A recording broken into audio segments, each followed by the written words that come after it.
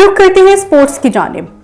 International cricket council under 19 women T20 world cup के लिए Pakistani team का ऐलान कर दिया गया। चीफ सेलेक्टर इस्माविया इकबाल के मुताबिक अरूप शाह को ICC under 19 women T20 world cup में पाकिस्तानी टीम का कैप्टन मुकर्रर किया गया है।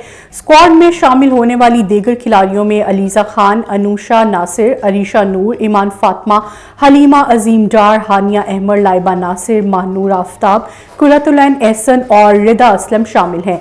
ICC under 19 women T20 world cup 14 से 29 जनवरी तक साउथ अफ्रीका में खेला जाएगा। पाकिस्तान अंडर 19 वुमेन टीम 15 जनवरी को रावंडा, 17 जनवरी को इंग्लैंड और 19 जनवरी को जिम्बाब्वे के खिलाफ मैच खेलेगी। कतर में जारी फुटबॉल वर्ल्ड कप के प्री क्वार्टर फाइनल मैच में मराकश ने सनसनीखेज मुकाबले के बाद पेनल्टी शूट आउट पर साबिक आलमी चैंपियन स्पेन को शिकस्त दे दी।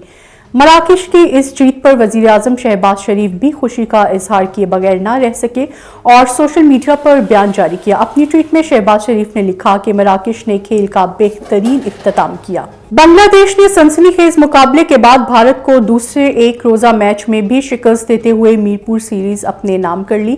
केशर बंगला नेशनल स्टेडियम में जारी सीरीज के दूसरे दिन डे में बांग्लादेश ने भारत को 272 रन्स का हदफ दिया। जवाब में भारतीय टीम मैच के आखिरी गेंद पर ऑल आउट हो गई। भारतीय कप्तान रोहित शर्मा की तेज रफ्तार निस्फ सेंचुरी भी किसी काम ना आ सकी।